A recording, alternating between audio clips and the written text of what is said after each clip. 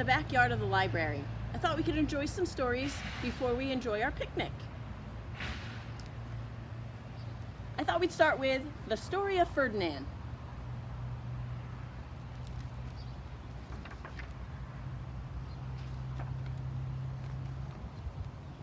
Once upon a time in Spain, there was a little bull, and his name was Ferdinand. All the other little bulls he lived with would run and jump and butt their heads together. But not Ferdinand. He liked to sit just quietly and smell the flowers. He had a favorite spot out in the pasture under the cork tree. It was his favorite tree, and he would sit in its shade all day and smell the flowers. Sometimes his mother, who was a cow, would worry about him. She was afraid he would be lonesome all by himself. "Why don't you run and play with the other little bulls and skip and butt your head?" she would ask. But Ferdinand would shake his head. "I like it better here, where I can sit just quietly and smell the flowers."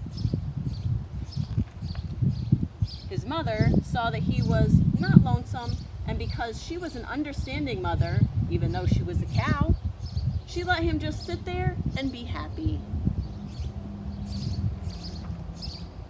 As the years went by, Ferdinand grew and grew until he was very big and strong.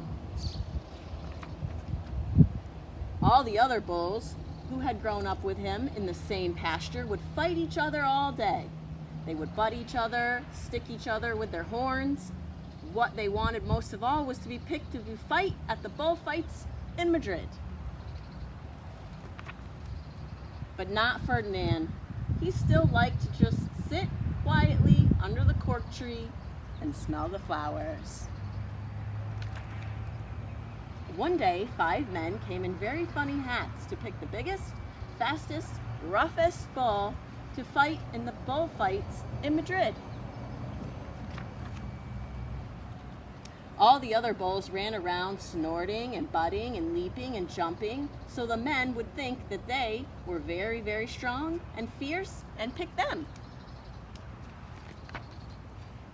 Ferdinand knew that they wouldn't pick him, and he didn't care, so he went out to his favorite cork tree to sit down.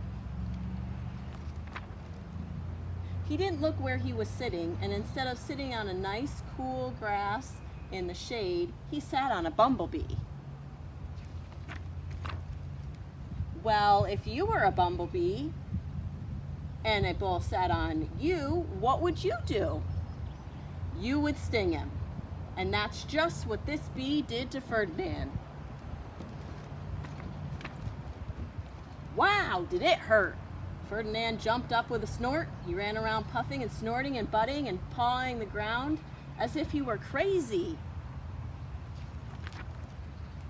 The 5 men saw him, and they all shouted with joy.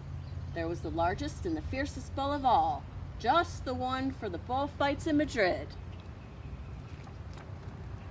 So they took him away for the bullfight day in a cart. What a day it was. Flags were flying, bands were playing, all the ladies had flowers in their hair. They had a parade into the bull ring.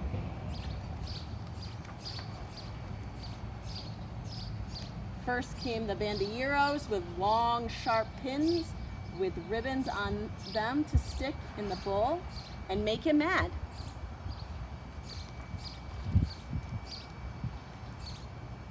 Next came the picadores, who rode skinny horses, and they had long spears to stick in the bull and make him madder. Then came the matador, the proudest of all. He thought he was very handsome and bowed to the ladies. He had a red cape and a sword and was supposed to stick the bull last of all. Then came the bull. And you know who that was, don't you? They called him Ferdinand, the fierce, and all the bandideros were afraid of him, the picaderos were afraid of him, and the matador was scared stiff. Ferdinand ran to the middle of the ring, and everyone shouted and clapped because they thought he was going to fight fiercely and butt and snort and stick his horns around. But not Ferdinand.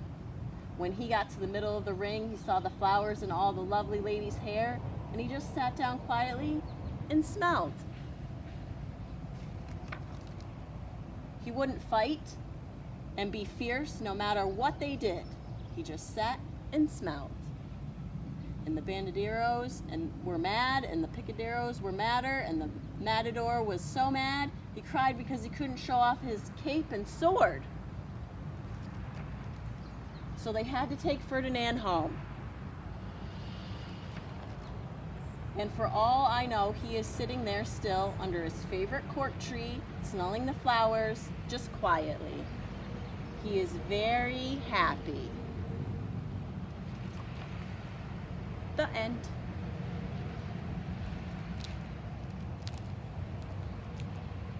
Next, let's read Corduroy.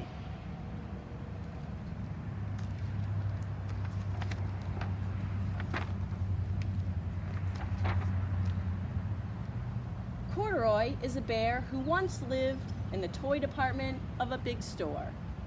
Day after day, he waited with all the other animals and the dolls for somebody to come along and take him home.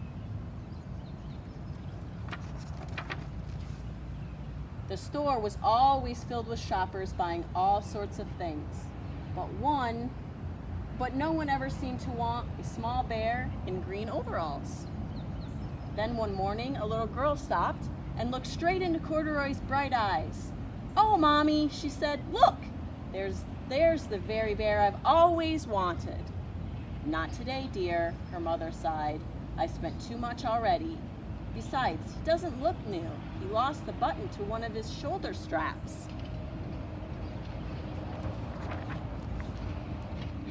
Corduroy watched them sadly as they walked away.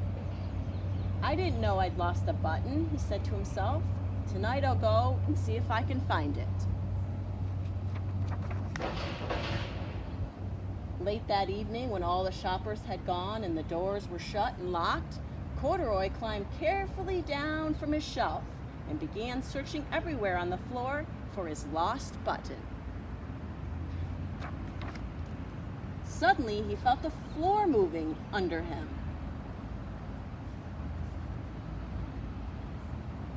By accident, he stepped onto the escalator and up he went.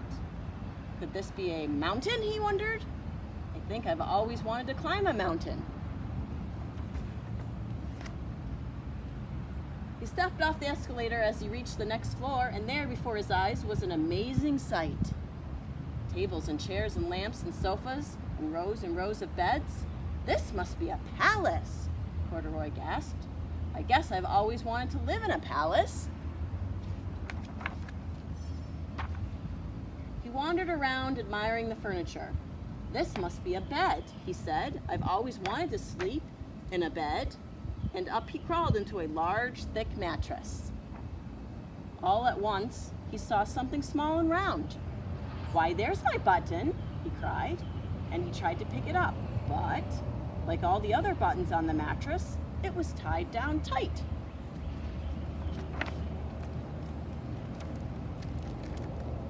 He yanked and pulled with both paws until pop! Off came the button, and off the mattress Corduroy toppled. Bang into a tall floor lamp. Over it fell with a crash. Corduroy didn't know it, but there was someone else awake in the store. The night watchman was going his rounds on the floor above. When he heard the crash, he came dashing down the escalator. "Now, who in the world is that?" he exclaimed. "Somebody must be hiding around here." He flashed his light under and over sofas and beds until he came to the biggest bed of all, and there he saw two fuzzy brown ears sticking up from under the covers. "Hello," he said. "How did you get upstairs?" The watchman touched Corduroy under his arm and carried him down the escalator, and he set him on the shelf in the toy department with the other animals and dolls. Corduroy was just waking up when the first customers came into the store in the morning. And there, looking at him with a wide, warm smile, was the same little girl he'd seen only the day before. "I'm Lisa," she said, "and you're going to be my very own bear. Last night I counted what I've saved in my piggy bank, and my mother said I could bring you home." "Shall I put him in a box for you?" the saleslady asked. "Oh, no thank you," Lisa answered, and she carried Corduroy home in her arms. She ran all the way up 4 flights of stairs into her family's apartment and straight into her room. Corduroy blinked. There was a chair and a chest of drawers, and alongside a girl-sized bed stood a little bed just the right size for him. The room was small, nothing like the enormous palace in the department store. "This must be home," he said. "I know I've always wanted a home." Lisa sat down with Corduroy on her lap and began to sew a button on his overalls. "I like you the way you are," she said, "but you'll be more comfortable with your shoulder strap fastened."